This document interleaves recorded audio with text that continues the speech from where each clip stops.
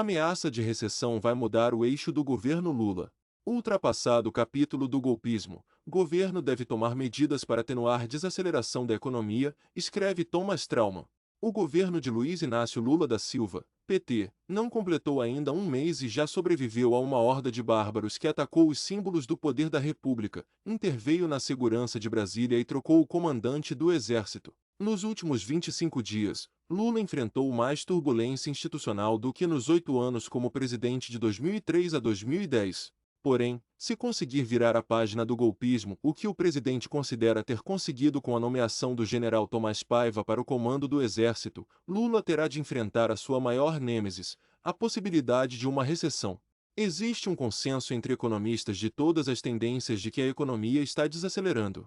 No boletim Focus, a pesquisa do Banco Central com uma centena de casas bancárias, divulgado na segunda-feira, 23 de janeiro de 2023, a previsão é que o PIB feche o ano em 0,79%, vindo de um crescimento previsto de 2,9% a 3,1% em 2022.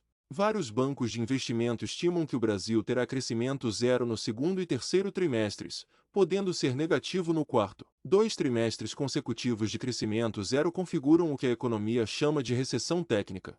Mais importante que a terminologia é o efeito político no humor da população. O único setor que deve se salvar é o agrobusiness, que terá uma safra recorde ajudada pela alta nos preços internacionais, mas o efeito multiplicador da riqueza do agro é reconhecidamente baixo. Para os milhões de trabalhadores das grandes cidades, o clima a partir de abril ou maio será de piora, segundo as perspectivas.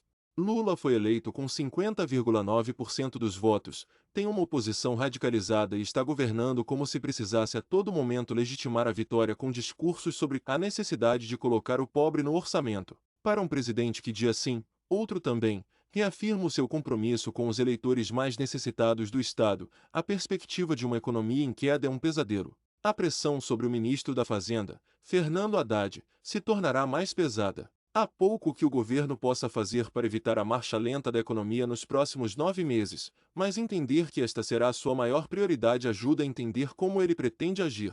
Abono no Bolsa Família. Os técnicos queriam ter 6 meses para fazer um pente fino no cadastro do, ainda nomeado, Auxílio Brasil antes de incluir o abono de R$ 150 por criança até 6 anos, uma das promessas de campanha de Lula.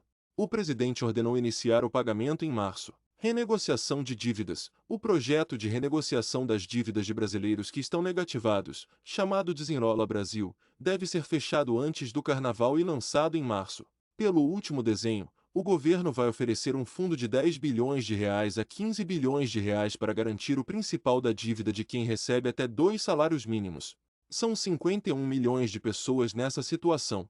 Lula gostaria que o programa incluísse devedores que ganham até 5 salários mínimos.